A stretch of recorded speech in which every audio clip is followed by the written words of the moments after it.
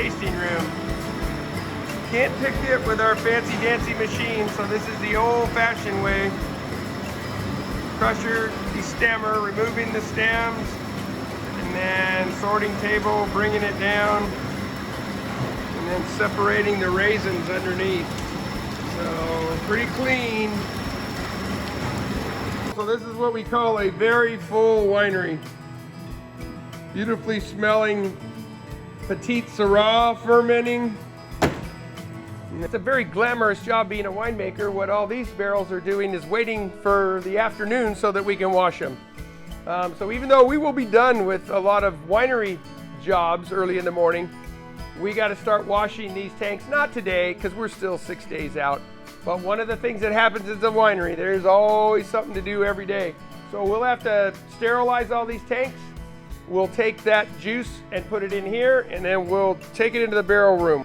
Part of a winery is sometimes we forget where the door's at, so pardon the little dent, but it's good. One was me, one was Carlos, so David hasn't dented any doors yet. But the reason these doors are here and here is we take stuff from the winery and put it in the barrel room, and this big old barrel room, it doesn't look like it, I'll show you inside, is buried 14 feet in the ground on this hill.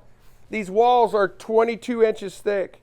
So the temperature of that barrel room, even though yesterday was 111 here in Paso, temperature of that barrel room is still about 64, 5 degrees. So very efficient, even though we're all solar. But we don't open these doors other than early in the morning. We wouldn't open these doors. That's one of the benefits of having two buildings, is we can keep this room cold, and we keep stuff in there, red wines, for 3 years. But I'm going to take you inside.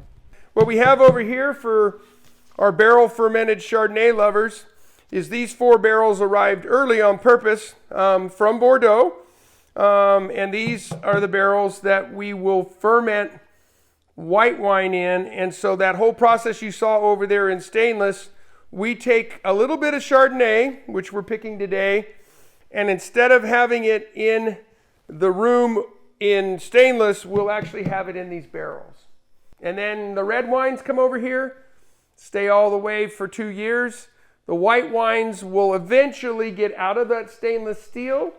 And in December, we put all of that white wine that's in those barrels you saw outside, about 60% of it goes into brand new barrels. As I told you outside, you'll notice that those are grapes right out that window because we're 14 feet in the ground. And if you look at that window seal, you'll notice that it doesn't look normal because it's a 22-inch wall. And look at this door jamb as I go outside. So that's how thick this old barrel room is, and it's got 30-inch ceilings. So one of the things we're able to do is keep that room without very much electricity, at 64 degrees or so. So in refrigeration, they'll always teach you, even at home, your refrigerator full is much more efficient than your refrigerator empty. So the fuller we keep it, actually, the more efficient it is.